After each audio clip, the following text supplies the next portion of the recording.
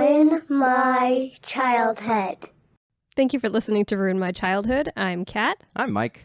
And this is the podcast where we decide if some things are better left in the past. Ooh, we brought the tagline back. I didn't do that the last 2 episodes. Oh, really? No, I didn't. Thanks for bringing it back. I was unaware. You're really classing it up. Tonight, we are going to be discussing an American classic, Clueless. Clueless. Clueless. Clueless. Clueless. American classic, Clueless. Clueless. Clueless. Clueless. Clueless. Yep. How about you give us the lowdown, the deets? So this movie, from what I remember, this was not a movie that was necessarily targeted to me. It'd be, 1995. I was 7 years old. By the end of the year, I'm an October baby. So I wasn't really the target demographic for this, but I definitely remember. I was a jaded 7-year-old. I feel like it was aimed right at me. As we got closer to middle school, I remember all the girls in my class quoting us oh my God, as if, doing the Valley Girl stuff. But I remember this, I think the first time I actually saw this all the way through was middle school. I would see bits and pieces on TV, but it wasn't until middle school or high school where I actually watched this and realized how funny of a movie it is. But this is not something that was really in my wheelhouse. I maybe watched it 2 or 3 times when I was under 18, and then I'm pretty sure you and I have watched it at some point in our relationship, but it's not a movie that I super remember. All I really remember is the Haitians thing. At the beginning of the movie, she doesn't know how to say Haitians, so she says Haitians. But that's really the only thing I remember. And I know Donald Faison from Scrubs is in it, and I know Breckin Meyer's in it, and Paul Rudd. So I had all these celebrities that got really famous for a bit. Paul Rudd's really the only one that I can recall that's in this movie that still has a booming career. And he has not aged since. Yeah. Basically. What about you, though? What do you remember from this movie? Oh, my God. This movie was on heavy rotation in my house. I'm the youngest of 3 girls. My sisters are 4 and 5 years older than me. So this was aimed pretty squarely at their demographic. Oh, this was for them. And we ate it up. It was heavy rotation, which thinking back on is kind of surprising because there are definitely some edgier parts. And when you said a TV edit, I'm just trying to imagine what that TV edit would be, a TBS kind of version. I don't know. I mean, I definitely saw versions on random TV, Comedy Central, TBS, exactly what you said. So I remember bits and pieces. The other thing, Circus Liquor, we see it very often. We live in the Valley. We drive by it several times a week. Constantly. But I don't remember the context in the movie, but I know it's there because I was at the mall a few weeks back, and the mall has a little thing in the middle where it has all these standees that talk about famous things that have happened in the Valley, and there was a little one that said Circus Liquor stanchions. Yeah, it was a little stanchion thing, and it's Circus Liquor, famous for appearing in the movie Clueless, and I'm oh yeah, that's a thing. I always forget that it's in this movie. I don't remember the context of it, so I'm actually really excited to go back and watch this because I know it's a cult classic. Yeah. I know a lot of people love this movie, but I really don't remember. I remember when I watched it in high school liking it and feeling kind of bummed that it's not something I saw earlier, but I don't really remember it. I think it's been a couple of years since I've watched it, but I still will occasionally watch it if I'm just scrolling for something and I want something on in the background, but I'm fairly certain that I could quote most of this film still. Oh, interesting. Still, it's Give ingrained. me a quote right now. Drop it. Oh, Drop it. Just put me on the Drop spot. it like a mixtape. God, no. Drop it like a SoundCloud Why artist. would you do this to me? It's not how I operate. Plus, you gave me alcohol. Shh. For fuck's sake, Michael. Hey, we don't swear on this now. I gotta add a bleep. Well, you had to edit that out anyway because you can't just make demands of me after you ply me with alcohol. This is all staying in. Anyway. My brain is not firing on all cylinders. So, Michael, do we have any listener comments? I've got one. It's from Miss Monica Nelson. It says, "You're a virgin who can't drive." I'm assuming that's some sort of clapback. Burn. Can we say clapback? Was clapback a thing in the 90s? It was not. Okay. It was so, not. I guess it was a sick burn. A sick burn. Gnarly. I got one from Alexandra. The highway scene is one of the best in cinematic history. Every little spat between Dion and her boyfriend is gold. And is Dion Stacy? Is it Stacy Nash? Stacy Dash. Dash. Oof. Oh, there's a lot to unpack there. There we go. Stacy. So that would have been Donald Faison's character then. Yes. Got it. Alexandra also said, Paul Rudd is the reason a bunch of modern teenage boys are checking out the movie. A friend of mine had a surreal moment when she walked in on her younger brother and his friends watching Clueless. Really? This movie's awesome. That's hilarious. I'm glad to see that the younger men folk are appreciating this cinematic gem. That's so funny. Another comment? Yeah, so I've got another one from Julie Mendez, and it says, best movie ever. I can still quote it start to finish. It heavily influenced my fashion style in middle school and high school. Oh, interesting. I don't remember trying to emulate it, but I think I just assumed because she lives in Beverly Hills that there was no way that was going to happen anyway. Natasha said, I love that throughout. She's obviously very smart and also driven and also compassionate, but deeply self-absorbed because she never had any reason not to be. She believes she's the center of the world because that's how she's been treated, and no one showed her different until this point in her life. The commentary on how wealth gives social standing but doesn't translate into actually being a good person, i.e. Amber, the Monet, and what's his face, the douche canoe she tries to set Ty up with. That's so funny. That's a very in-depth look at the socioeconomics of this country. Well, you know, this movie is a modern adaptation of Emma. And so there are all those themes. Is it? Yeah. Oh, I didn't know that. There are all those themes of the class divide and being out of touch and genuinely wanting to do good, but being so out of touch that you're incapable of it. Oh, interesting. Okay. It's timely when you think about it. I don't really remember the overall plot of this. I just remember it being like a Valley Girl movie, so I didn't realize that there was an Emma element like to it. So that's interesting. So I guess we should just go watch it. Yeah, let's do it. Yeah. So, okay, like right now, for example, the Haitians need to come to America. But some people are all, what about the strain on our resources? And it's like, when I had this garden party, people came that, like, did not RSVP. So I was, like, totally bugging. I had to haul ass to the kitchen, but by the end of the day, it was like, the more, the merrier. And so, if the government could just get to the kitchen, rearrange some things, we could certainly party with the Haitians. Wow. You guys talk like grown-ups. We are back. We have absorbed Clueless in all its cinematic mastery. We're going to do the book report portion. Yeah, let's do the book report. Do you want to do that part? Why don't you do the first part and I'll do the projection. It was written and directed by Amy Heckerling, who did Fast Times at Ridgemont High, National Lampoon's European Vacation, and Look Who's Talking. That's pretty impressive. I Massive didn't realize films. A woman wrote and directed those 3 iconic comedies. Absolutely Wow. iconic. Wow, good for her. I don't really know what she's done since then, though. I know something, but What? I want to save it for when we do Night at the Roxbury. Okay. There's some controversy with her in that Ooh, movie. I like controversy. The budget was $12 million, and it made $56 million at the box office. Phew! That's pretty great. I mean, especially for 1995, this was before... did comedies do well back then? Comedies did really well back then, but this was back when $56 million for a movie was a lot. Like, most movies in the 90s would do anywhere from 50 to 90 million, unless it was a huge blockbuster. Wow.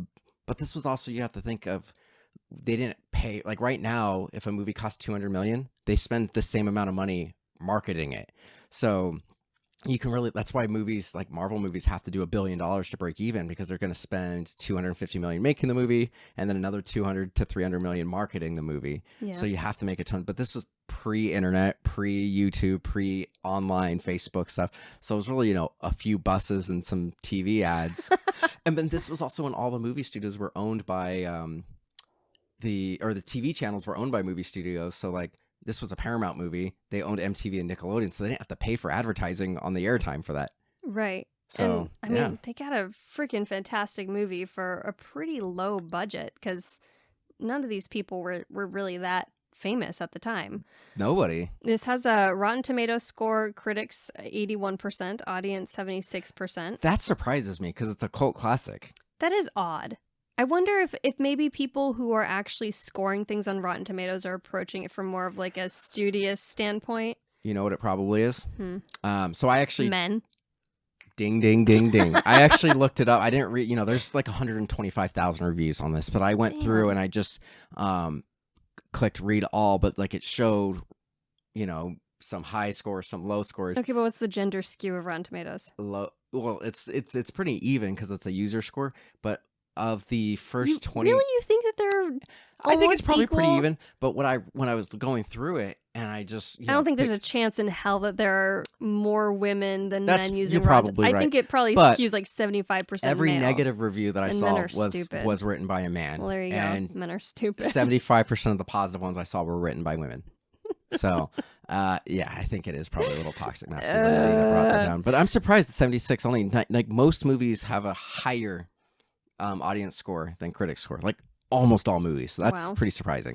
This was released July 23rd, 1995. Nice. God, that was like the sweet spot of my childhood. There was nothing No. was wrong in the world. 1999. That's the reason why The Matrix took place in 1999. 1999 was peak human. Like 1995 was pretty great. 1999 had The Matrix and The Mummy. Okay, but think about our lives at 1995. 1995. I was in like first or second grade. I kept was still moving. rolling my socks up. 1999 was when life got good for me. I didn't have a care in the world in 1995. And this was like the summer. Back then, we didn't have anything to do. We didn't really have the played internet. outside, drank from the hose. Literally, we were banished to the outdoors until it was dinner time. And when the street lights came on, we were allowed to come back inside. God, it was just a simpler time. But I feel like people really went to the movies in a way that we don't now.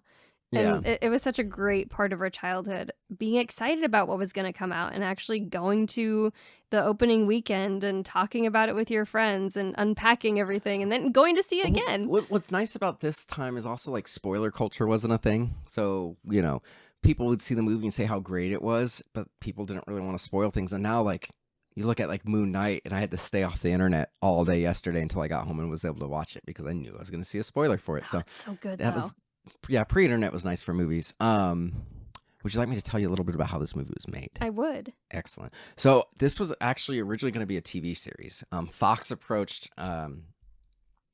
excuse me, Fox approached Heckerling to create a new show. They wanted a high school teen show, but the big thing that they asked for is we don't want it to be about nerds, only the cool kids. So she started, writing this. Eventually, they decided to make it a movie, and she decided to draw inspiration from one of her most famous characters from Fast Time Ridgemont High's Jeff Spicoli, which is Sean Penn's character, the stoner surfer dude. And she was just like, this guy is super positive. That's why everybody likes him. So I want to make a movie about a super positive person. And she had just reread Emma, a book that she read in college, Jane Austen. Like you said, I didn't realize before you mentioned it, at the top of the episode before we watched it, that this was based off Emma. But she just wanted to have like a plunky, nothing can go wrong type of character. So she went to sit in a high school for a week and actually looked at how high school students behaved and talked and whatnot. And then she noticed that the girls are in a constant state of grooming and obsessed with their appearance. So that's kind of how like the appearance thing came about. So she wrote the script. It was originally called No Worries. And Fox killed it because it was a female protagonist and all the main characters were female. All the male characters were kind of secondary characters. So Fox killed it and said, this isn't going to sell because teen boys aren't going to watch it. So they killed it. But somehow Scott Rudin got a hold of this script. Now, Scott Rudin is one of the most famous producers of all time, but he's also known as being Hollywood's biggest a-hole.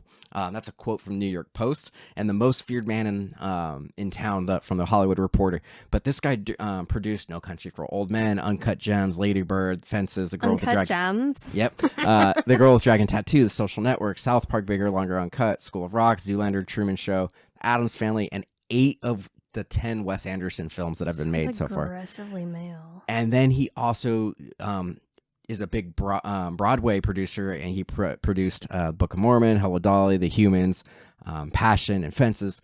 So he got a hold of it. And at this time, he was like one of the most powerful producers in Hollywood. So as soon as he gave it his stamp of approval, it went through a bidding war that Paramount won. And Heckerling was super excited about that because Paramount owned at the time MTV and Nickelodeon, which was predominantly aimed at kids and teens. So that was pretty much how it worked out. Once they got it, they fast-tracked it.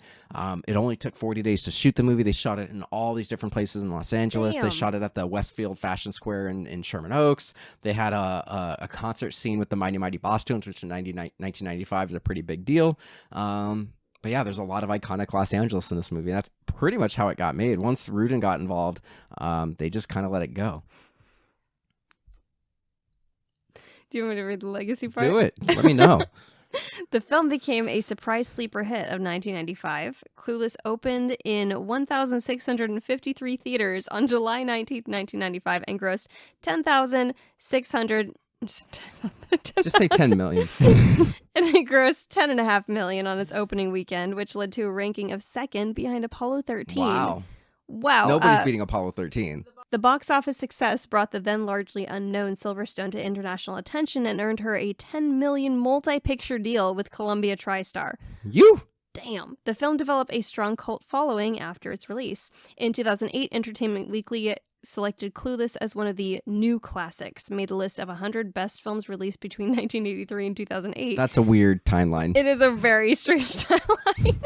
And Clueless was ranked 42nd on that list. It's the 19th best comedy of the past 25 years, and the film is ranked as number 7 on Entertainment Weekly's list of the 50 best high school movies. Wow. The American Film Institute has given it some recognition. Their 100 Years, 100 Laughs nominated it, and 100 Years, 100 Movie Quotes nominated the quote as F. That's funny. It really does have a lot of incredible one-liners. Oh, good. It did have a lot of really good one-liners. I laughed a lot watching this movie. There are definitely things that I say on a pretty regular basis that come from this movie. Like, give me an example. California Stop. Anytime there's a California Stop, I say, I totally pause. And I don't think you actually knew what that was. No, I didn't. I was just taking it for granted for the last 13 years that you knew what I was quoting. I did not know you were quoting something. I've even started saying that every once in a while when you call me on a California roll, and I didn't realize I was quoting a movie. But now we have more quotes that we can use on a regular basis, like, you're a virgin who can't drive. One of the ones I really liked was at the beginning. This was just like, it had nothing to do with the plot. It was just kind of like an aside. But she said she was talking to her dad, and she's like, oh, we should go do another visit in Malibu. And the dad goes, those brain dead morons want to see us again? And she's like, they're your parents, Dad. I died at that. Dad is such a good character. He really is. And there are quotes that I completely forgot about, like, searching for a boy in high school is as useless as searching for meaning in a Pauly Shore movie. That's hard hitting. That's a hot take for 1995. That's like peak Pauly Shore time. There are so many things that I just forgot about this film that are completely fantastic. But Alexander's right. The scene on the freeway with Donald Faison screaming. His screams are good. It's like seared into my mind as one of the most joy-inducing scenes that I've ever watched. He was a like a child prodigy. Actually, you got to go to like some of the top performing art schools, like starting from like elementary school. Oh, damn.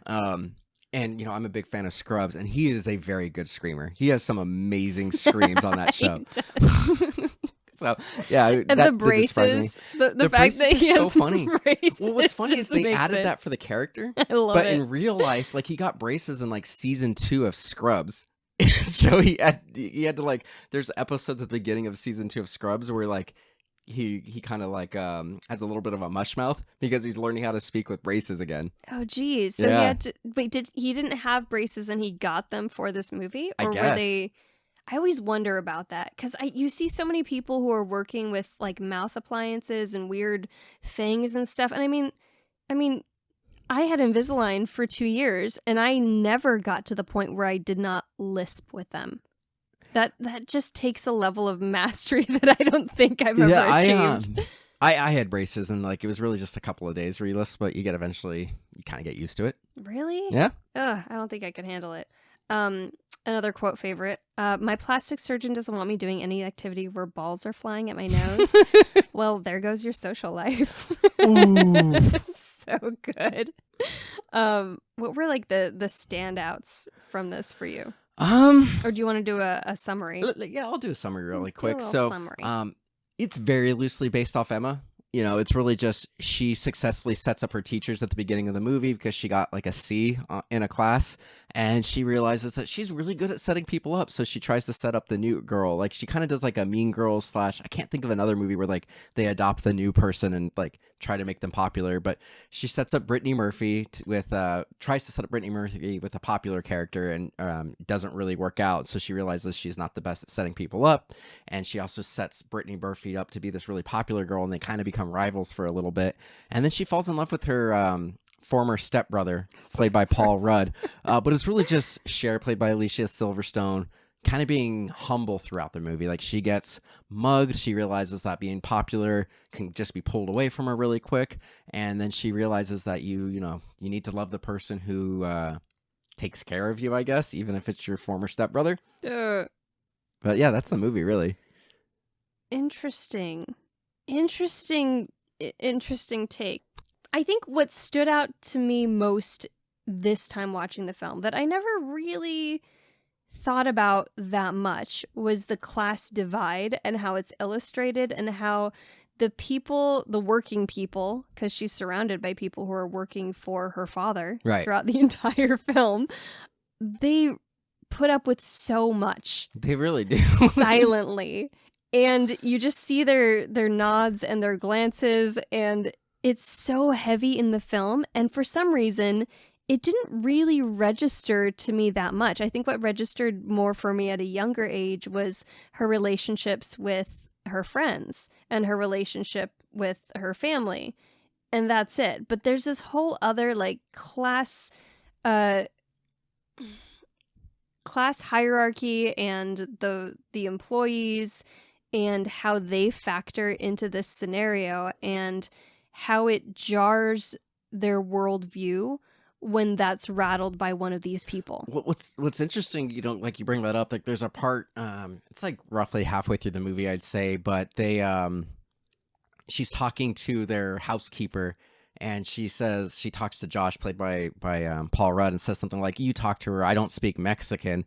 And then she says something about, like, she goes, "She always gets mad when I say that." And Paul Rudd's like, "That's because she's El Salvadorian. It's a totally different country." And she's like, "Why does that matter? You get mad when you think," and he's like, "You get mad when people say you live south of Sunset," kind of thing. But it is, like you said, it's interesting. Like, she's like totally upset that this person that she perceives as being under her is mad at her for being like super insensitive. And then he calls her out on that. And I actually think what's really interesting is, because Paul Rudd has this perspective and he kind of calls her spoiled throughout the movie, and he clearly cares about her, but he calls her on her crap. And I think it's because Paul Rudd's mom, the former stepmother, probably didn't come from money. So he's got a completely different perspective than she does. Completely different perspective. I think we should touch on that whole relationship a little bit more later, because there's a lot to unpack there. But that was something I really loved about this time watching it, was that we got to examine that under the lens of like 2020 to 2022, which is such a strange, tumultuous time in the world, especially when it comes to like class warfare and, just the enormous wealth disparity. And what's strange is that when you drive through Beverly Hills today, it almost looks the same as it did in this movie. Just different cars. It is so absurd. And like even some of the same cars, like there are still old people driving the same old Porsches. Well, and like a Rolls Royce never goes out of style. So if you bought a Rolls Royce like That's 20 true. years ago, you probably have the same one. It's probably worth more than it did when you got it. It's so amazing to me how much the rest of LA has changed, and yet the rich, the ultra rich, the elite of Beverly Hills are kind of living in this like stagnated world. Bubble. Well, what's interesting, it's funny that you bring that up. Another thing we covered that was a very similar demographic was we did 90210. And they had basically the same intro. Like the opening to 90210 was like a 4-minute montage of them like just seeing kids in Beverly Hills partying and being on Rodeo Drive and whatnot. And the opening of this, it was like a solid 2 minutes of like during the credits of just seeing these kids partying and shopping and driving around in their Jeeps with no top up and everything. And it's interesting because that's kind of the same thing that happens in shows 10 years later, 15 years later with like the OC and whatnot. It's the kind of the same vibe that you get from these TV shows. Well, and it's something that, like, of course, it's approached in a very lighthearted manner, but it's a topic of conversation a lot these days, like the income divide and how we don't have a legal system that is really fair, because for rich people, a speeding ticket is no big deal, but for someone who's low income, that could mean that like they don't pay their rent that month. Yep. And there are these scenes where Cher is driving her Jeep. She doesn't have a driver's license yet. She just has her permit. And So yet she has something to practice on. she's been driving this white Jeep around Beverly Hills and just like completely destroying massive amounts of property. I love whoever did the stunt driving for this because they look, you'd think it was Alicia Silverstone. They did a good job with that. Driving that Jeep, and she just like careens through an intersection and takes out a sign, and Like it's 3 no cars big she deal. scrapes on her driver's test. She fails her driver's test, and the guy just like fails her on the spot and takes over and drives them back. But it's like, And she was super confused. She didn't think she did anything wrong. right, she had no concept of this. Her father, who's a lawyer, had to step in and be like, you can't actually drive that around anymore until you get a license. 2 permits don't equal a license. Yeah. But it's like, it's approached in such a lighthearted way, and it's absolutely freaking hilarious watching whoever did the stunt driving just like destroy stuff in this white Jeep. But at the same time, it's so cringy looking at it and being like, yeah, nothing has changed. Yep. It's Yeah. still above the law if you have money. And I do really love that about this film, that it does, I guess in a way, you know, it is tackling some hard topics and things that are really relevant now and still being talked about, you know, because they've always been important, but it does it in such a humorous way. And honestly, like the writing is so perfect, and it really, like, it shares inner monologue, the narration throughout the entire film. It's not polished for the viewer. It's really just Cher's inner thoughts, and you see what an incredible ditz she is. And you see her genuinely trying to be a good person. And like, she really, really has a big heart, and she cares about the people around her. She's just out of touch. But she's so out of touch, and she has this air of superiority, and she just assumes that everyone wants her help if she's willing to offer it, and that anyone should be blessed to take whatever advice she gives them and run with it. So it's just this complete lack of perspective, but also seeing like sometimes that really just is the way it is being a teenager. You're so out of touch with reality sometimes. What I, kind of what you're talking about, what I find really interesting, and you mentioned it's tackling issues and everything, but I was like really surprised at, I don't remember if it was Alexandra or Natasha, but one of the comments mentioned, the boyfriend that she was chasing, Christian, who turned out to be gay. But what's interesting about that, when Donald Faison's character tells her, initially she's shocked, but like she's not angry about it, and like it just makes all those scenes really funny. Leading up to it, there's a point where like he's over watching movies, and she keeps trying to like kiss him, and he keeps like kind of moving aside. There's a point where she's like, my feet are cold, and she keeps playing footsie with him, so he like puts a pillow over her feet, and they were watching Spartacus, and she called it Sporadicus, which I thought was hilarious. But like once she found out that the gay guy brings Spartacus over, but once she realizes he's gay, like this is 1995. Like now, granted, she's in Beverly Hills. She probably has a bunch of gay friends in high school and everything, even though we don't see him. But like she's just like, oh yeah, he is totally gay. How did I not see it? And she moves on. She's not angry. She's not upset. There's no like homophobic kind of anything in this movie, which I thought was actually pretty refreshing and interesting. Unusual for the time. Yeah. Unusual for today still, if we're really being honest.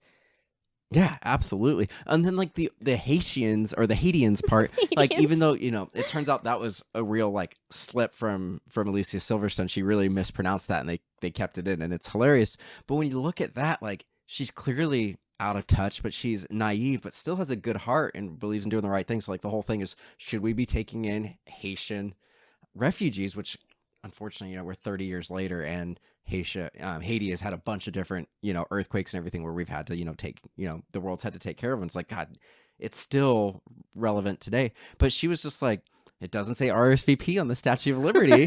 And, the more the merrier. And she compared it to like a dinner party she threw where nobody RSVP'd. And so it's still a very first world problem that she was able to pull herself out of the situation. And that was the closest thing that she could do to relate to what the Haitians are going through. But she still is like, yeah, we should totally take care of these people. Oh, there are just so many moments that are so good and so well written. I love how spot on the language was It's so many scripts. It's like you can tell they're written by a 40-year-old man just guessing at the way teens spoke. But that's actually the way that teens spoke at that time. I mean, she went to a high school in Beverly Hills and sat there for a week, so she really did. Okay, but pick like, up who stuff. let her in? Who I just don't know. lets in these I don't adults? know how this works. How is that legal? I don't remember because Tom Holland spent a week at a high school when he was getting ready for the first. Did they Spider-Man do movie he background did. checks? I mean, because actors are just such shady I don't people. know, but like apparently, like Tom Holland when he did it, like a day late, people like a day into it, people are like, "You seem a little old," even though he looks really young. But he was to us. also famous already. Not when he was getting ready for Spider-Man. Not in America. Nobody knew who he was. He was in on America. Broadway. Nobody in America knew He who was he Billy was. Elliot. Yeah, no, but nobody in America knew who he was. But people were like, "What are you doing here?" And he's like, "I'm Spider-Man." And like classic Tom Holland spoiling things. But like, it seems like that's the thing that people can do. Is just go to high schools and study. That seems questionable. I agree. And unsafe. I do not approve. There are so many things that I forgot about in this movie. I forgot that her mother died from lipo. Routine Liposuction. I love how they just like do away with the mother character in so many freaking films. Yep. It's a cheap device. I forgot that Jeremy Sisto was in this. I don't know who Jeremy Sisto is. Jeremy Sisto from 6 Feet Under. Oh, okay. I didn't know the actor's name. Yeah, the rich manic dude. brother. The Manic Brother. Yes. Brittany Murphy. Brittany Murphy, Such R.I.P. a gem. She's still- This Oh, go ahead. she did a lot of TV shows before this, but I think Did this she? movie like really launched her career into the stratosphere. So I think if she didn't, unfortunately pass away, I think she still would be having a really good career like Paul Rudd because she was really good and she was in so lot of stuff underrated. in the mid 2000s. She actually had to have a parent on set for this movie because she was underage. She was the youngest person. She was 17. Oh wow. And so she's the one who says you can't drive. You're a virgin and you can't drive or whatever that is. You can't drive. She said she always found that funny because she actually was a virgin and Oh didn't shit! have her You guys driver's got license. coke here? That was pretty funny. She still had like her baby fat and everything. She was so young and cute. She was adorable. Even Paul Rudd had some baby fat. I don't think anyone could have played that character as perfectly as Brittany Murphy did. She's good. She had that perfect innocence, but she also had that kind of weird accent and kind of a goofy voice. And if you look at her in certain light, she looks like she could be a little bit high. Well, and she was in Girl Interrupted and in Sin City where she played troubled kind of people. So She's just so good in everything she ever did. I always thought she would have been a really good Harley Quinn. Oh yeah. I think she would have killed it if we were able to Christopher Nolan. If Heath Ledger and she didn't pass away, I think she could have been a really great Harley Quinn for Heath Ledger's Joker. So freaking good. Stacey Dash. Oof. Stacey Dash before we realized she was a freaking idiot. She was. I don't good in even this, know though. what else to say about Stacey. She doesn't really do anything. Does she do talk shows and stuff? I don't now? know. Well, I don't think anymore. She was like a She just needs to be GOP quiet now. pundit for a little bit, and then even the Ugh. GOP was like, "Ooh, she's even problematic for us." Oh, she's so good in this though, and she's so beautiful. She's very pretty. ridiculously attractive she person. was the oldest person on set. Whoa, how but- old was she? 29. Old woman. Yeah, but I mean, she was really good in this. She went on to do not just her. There were a few people. So the person, what's the redhead? The redheaded actress, The one who looks 30? Yeah. So her, Donald Faison, and Stacey Dash went on to do the TV show that started a year after the movie came out and went I've for 3 never seasons. seen the TV show. Apparently, it's not very good, but it went 3 seasons, and Paul Rudd didn't come back, and Alicia Silverstone didn't come back because they were actually talented. But Elisa Donovan? is that the redhead? Amber? Yeah, her. Yes. So she did the TV show as well. Stacey Dash did, and Donald Faison, and the teacher, the woman. I don't remember what class she taught, but the one that she hooked up with Wallace Shawn. Twink Kaplan. Yeah. Her name is Twink? Yeah, there you God, go. I love that. She played Miss Geist. Yeah, exactly. You know who I forgot was in this movie, or I had no idea. I didn't remember most of this movie, but Breckin Meyer is in this movie, and he's just plays like a stoner, delightful guy that is really nice to Brittany Murphy's character Ty, and she's like throughout the whole movie, like Ty's really interested in him, and Cher keeps telling her you can't go out with him. He's a loadie. They don't call him stoners; they call him loadies because they're Aw. always loaded. But but he is just like super sweet and super funny throughout this whole movie. I And does love like a him in this skateboard movie. trick and everything. I've met him. He's actually really nice in person. He But he's- totally like aged up into like CW dad. yeah, he does look like that now. But I met him like 5 years ago. He's like 3 feet tall. But I he's love very that nice. character, and that's so sad how like initially Ty is attracted to him, and Cher just like right out the gate is like, you can't hang out with him. Yeah. And then eventually Ty, played by Brittany Murphy, like says something really mean to him. And he's just like, you could see him get heartbroken. And then he just kind of leaves. But they do end up together at the But end then, of the movie. like at the end of the movie, she also doesn't really apologize for any of that. No. As far as I can remember, it's like they just hang out with him at a party, and suddenly everything's cool again. Which, you know, I guess is a testament to the stoner kid. Yeah. They were all hanging out at the wedding for the teachers, play, you know, Wallace Shawn and the female teacher, Twink. Twink. What a great name. Of course, we can't forget Paul Rudd. You know, if we're going down the cast list, Paul Rudd. He's very consistent. He is consistent. He played this character like has played so many delightful people. He's just a delightful person. Like if you told me Paul Rudd's character, I mean, we know it's not the same character, but you know, if this was a prequel to I Love You Man, I would totally believe it. Except in I Love You Man, he had that epic sandwich, and in this, the way he makes was a a sandwich, panini.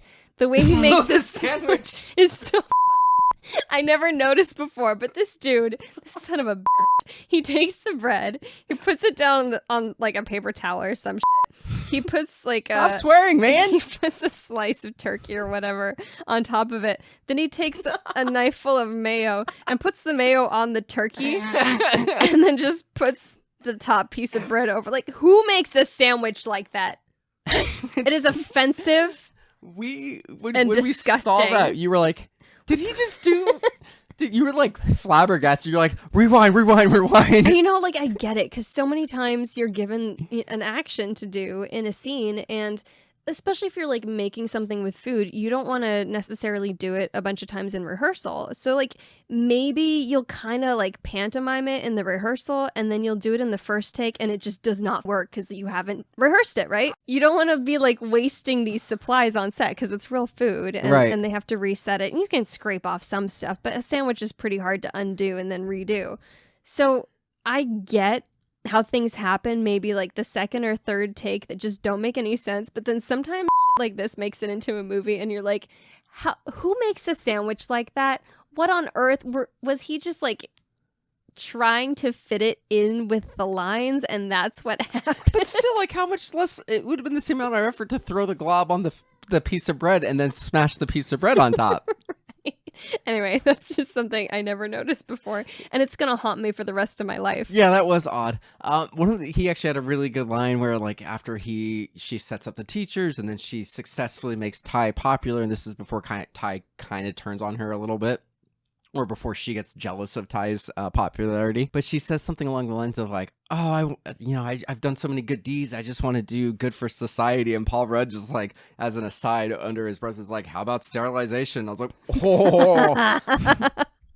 And I like that the character is obviously much more informed than Cher is, but he doesn't lord it over her. Like, he makes little jokes like that, but he's not a total douche canoe when he really No. could be. You know, he's not, and like he's on a date, you know, when she gets mugged in front of the Circus Liquor, and he brings the date with him to go pick her up. But he's like not upset. He's a good dude. He's like recognizing like, dude, she just got mugged in the valley. Like, I'm gonna go and take care of her and pick her up. And then initially he starts out as kind of a good older It's brother. not Sun Valley though. It's North Hollywood. That is North Hollywood, absolutely. But she, throughout the movie, he starts kind of noticing that she's going after Christian, and he's just like, he doesn't like the idea. The guy's kind of he's kind of a douche, and he's like asking her for money, and he's like, obviously he's got feelings for her, but he like goes to like keep an eye on her. He like follows her to the concert, buys a ticket to the concert so he can keep an eye on her, and then he sees Brittany Murphy is like by herself because she doesn't really have any friends other than Cher, and Cher's dancing with this guy, so he like dances with Brittany Murphy, and I it's like really love cute and that. sweet. But I also like, did he necessarily know that he had feelings for her at that time? Because I think so. Her character has this big epiphany where she realizes she's in love with her stepbrother. Apropos of nothing. Right. Yeah. It kind of out of.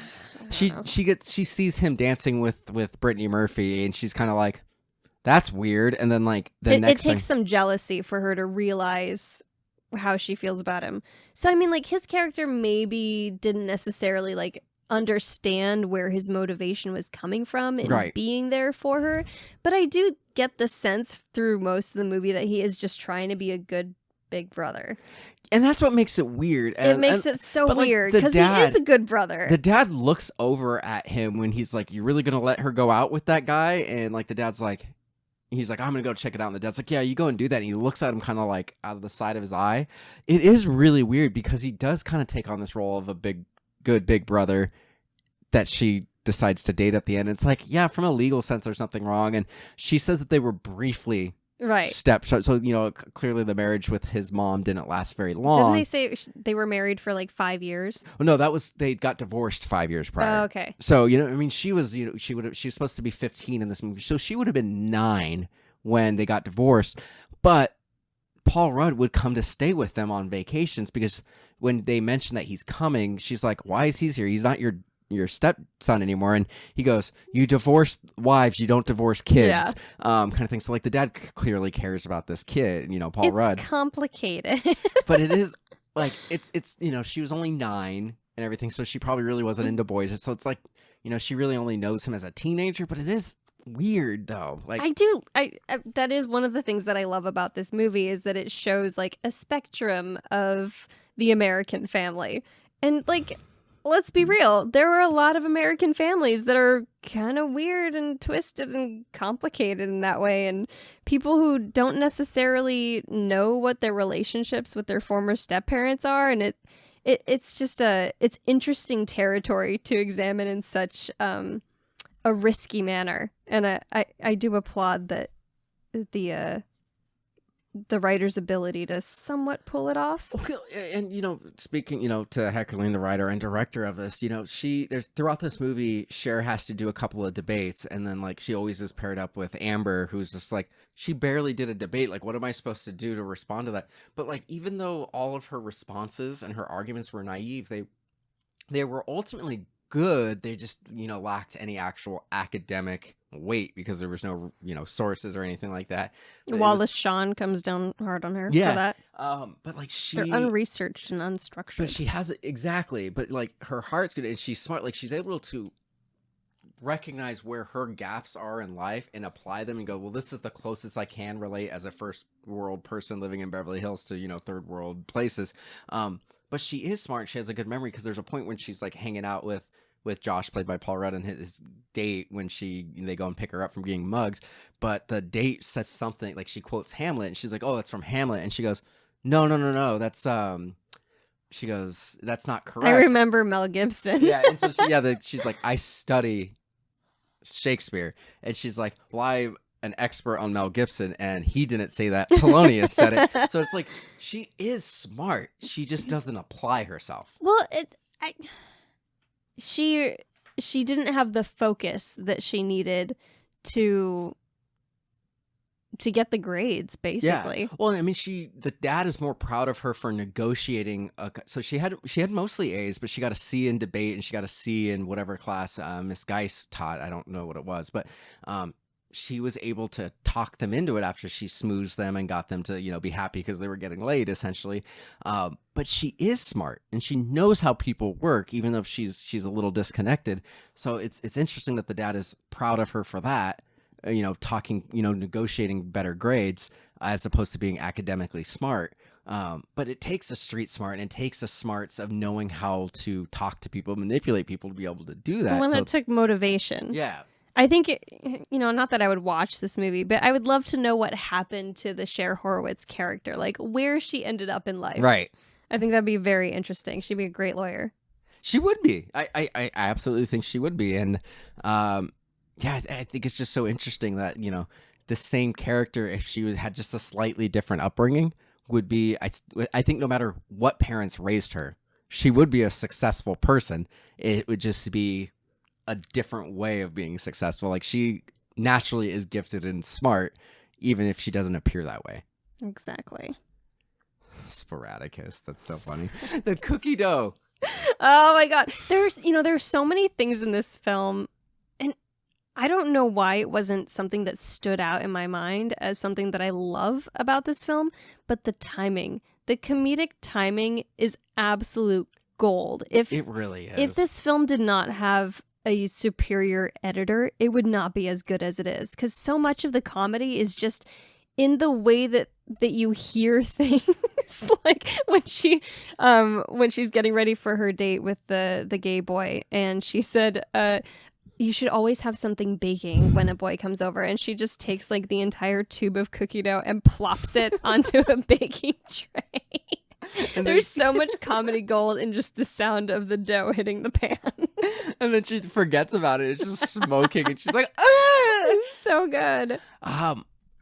It was what I think is probably the weakest element of this movie. It happens in Mean Girls, where Lindsay Lohan's character becomes very plastic as well, but the Ty becomes rude and everything. Like she's dangled over the edge of the barrier at the mall, at the second level or third level of the mall, and people are giving her attention because she almost died, and she immediately just kind of becomes a mean girl and is kind of crappy to Cher, who she doesn't owe Cher anything. Like Cher was being nice. Like she doesn't automatically owe her being nice to her, but like she turns on all of her friends because she's getting attention very quickly.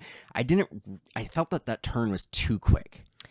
I don't know. I think it does make sense because they're teenagers, and teenagers are mercurial AF.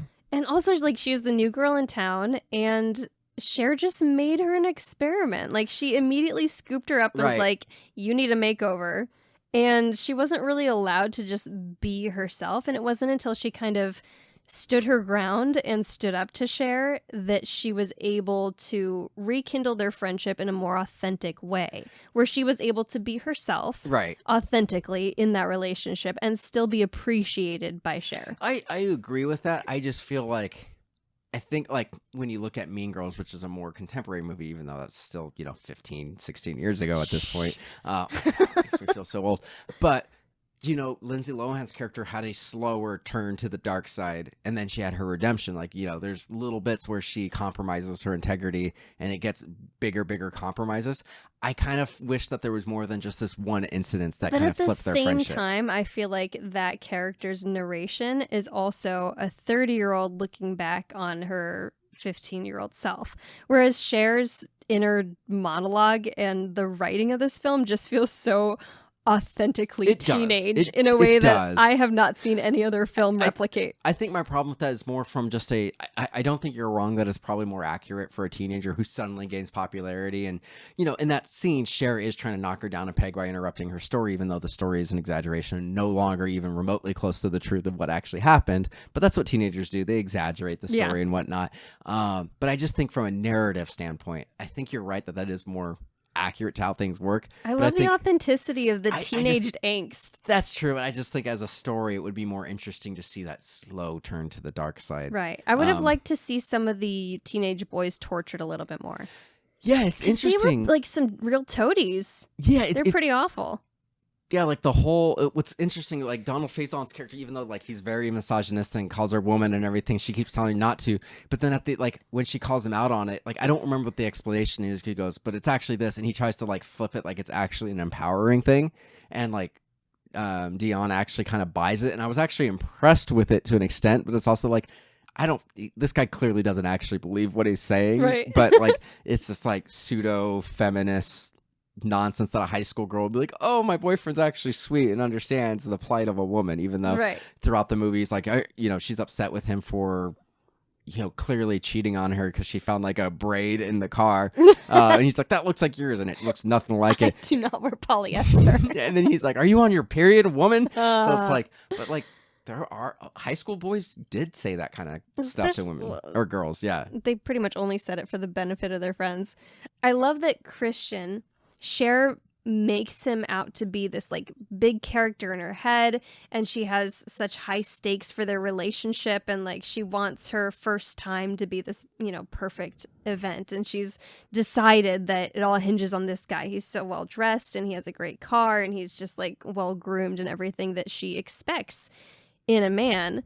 And for him, he's just on another planet. Like, he's excited about her epic house, and like having a look around at all the art, and he's just like on a completely different self-absorbed planet, and I love that about the character. The only thing, it's hilarious, and like he knew that she was trying. Walks straight into the house and doesn't care who he offends. He flexes for the dad, even after the point where he sees that the dad does not appreciate his flex. He asks Cher for money in front of Paul Rudd's character, and like he knows that she's into him, but like doesn't really like he clearly throws up signs that he's not into her, but doesn't explicitly be like, "Hey, I'm not into this," which is pretty, passive aggressive, but it seems like totally on brand for this guy. I love it. It's nice to see a male character use a teen female character for something other than sex. Yeah, just hanging out in a nice house, getting good food, and watching Spartacus. Yeah, that character was actually really, really funny. I liked him a lot. I'm just trying to think if there's anybody else, anything to talk about. Like, this movie it borders on like parody. So like almost like Shrek was really hard to kind of talk about because there's just so many jokes every minute. It's really fast paced. This is really fast paced. There's so many good one liners that I feel like we could talk about it forever. It really hits so many different styles of comedy. So there's like the physical comedy. There's the mastering of the timing and the editing that's absolutely hilarious. And the lines, I mean, it's completely wall to wall fantastic one-liners. It is. It's like it's mastered all these different styles of punchlines and made it all come together in a really cohesive way. It must be the soundtrack. The soundtrack is pretty. The soundtrack pretty is banging. superior. I had the soundtrack on cassette, model. And then when I wore out the cassette, I got the CD, the compact disc, and I still listen to this soundtrack on a regular basis. That's so funny. "Kids in America" by the Muffs. Yeah, I mean, like, Rolling that's a classic. With my homies. "Change," the Lightning Seeds. God, and what I love about listening to the soundtrack is like you get the feel of the entire movie. So when you listen to the soundtrack, you get the same like warm, fuzzy feelings of things being resolved and all being right with the world that you get from when you watch the movie. "Where'd You Go?" the Mighty Mighty Boss Tones. Yep. "Need You Around" by Smoking Popes is still like the best love song ever. That's pretty much all I got.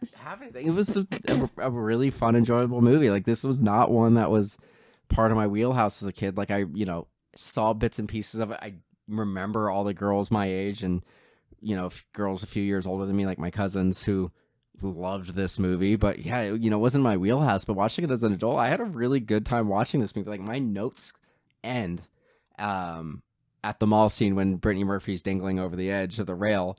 Like, I just stopped taking notes because I was just like really into this movie. Like, I have very few notes on this movie. I wonder if the comedy actually has an extra layer for younger people watching this.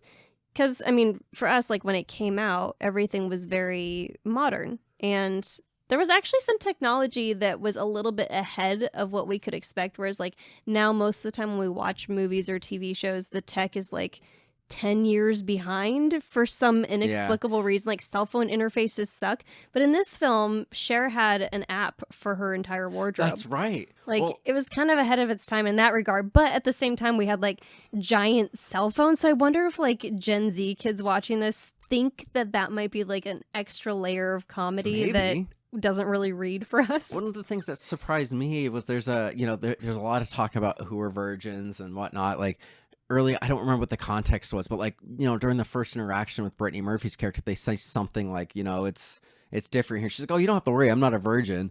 So that's a very prevalent part. And they call her, Alicia Silverstone's like, "I'm not a prude. I just waiting for it to be perfect," like you said. But there's a point where they kind of look at Dion and she's like, "I'm a virgin," but like she says, "Well, I mean, technically," or something. I'm paraphrasing, but so right. like Cher's like, "Come on," like, And she's like, technically, I'm a virgin. So Okay, it's but like, what does that mean? Does that mean she gives like a killer blowjob, or does she take it in the butt? anal? Yeah, I don't know. I So don't everything. know. So it's like, I mean, that is a joke that would have entirely gone over my head. Okay, but there are some girls who do that, who like will say that they're not gonna have sex, but then they'll take it in the butt for years because then they're still technically a virgin, Right. which is just like such an awkward, Where strange, they do uncomfortable the workaround. soak.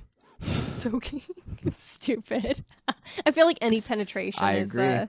But I you know, agree. like this is a new era where we're more in touch with different types of sex, with different genders having sex, and back then, sex for us, our generation, is like penis and vagina, which P is and the V. so boring. Ultimately. Missionary. Missionary, even. Yikes. Only one position exists. It doesn't count if it's not missionary. Yep. Yikes. As it is written. Just some things to think about. I think we end on that note. Was it a blowjob or in the butt? It depends on You what your tell me. definition of is.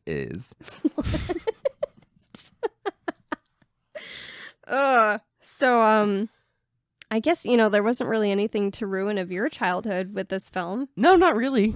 I mean, I enjoyed it. I enjoyed it a lot. So, like, if this was a big part of my childhood, Did it exceed your expectations? It did. It was far better than I thought it was going to be. It was a lot more progressive than I thought it was going to be as well. Right?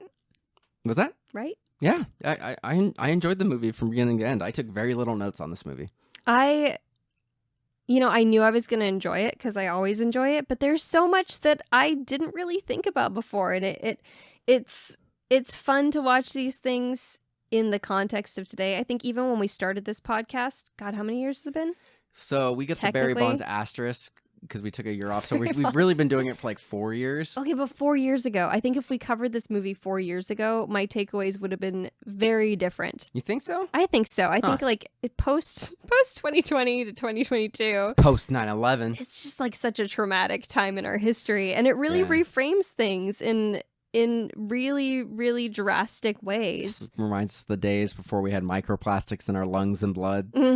But you know, what I love about this is that the comedy still lands for me. There isn't a single thing that I laughed at as a kid or as a teenager that I don't still laugh at. Yeah, and I don't think that, you know, obviously the nostalgia factor, it wasn't as big for me. Like, I remember, as I was watching this movie, I remembered more and more of it. But it wasn't something that I remembered entirely going in. But I don't feel like this was, like, funny for nostalgia. Like, there are a lot of movies that we've talked about or TV shows where, like, this was great because of the nostalgia, but it Right. wasn't necessarily a good movie. This is just a good movie. It's a solid movie. It's a very solid movie. A+, 10 out of 10. I'll give it an 8.5. Would bang. Whoa. All right, Michael, where can our listeners find you? You can listen to everything that's MDXpods related at MDXpods.com, Twitter, Instagram, and Facebook. Look All at at you. MDXpods. If you want to support the show, you can go to MDXpods.com. No, that's not where you go. You can go to patreon.com/MDXpods. And you can also check us out on YouTube as well. I always forget to plug that, but we're on the YouTube. exists. And if you want to hear more from me, you hear me talk more, you know, for whatever Is reason. YouTube going to become a nostalgia thing? No. YouTube is still like the biggest streaming service out there. Oh, well, there you Yeah. go. But you can also listen to me more on Remake Rewind as well. Remake Rewind. I'm all over the internet at Katrina Ossity.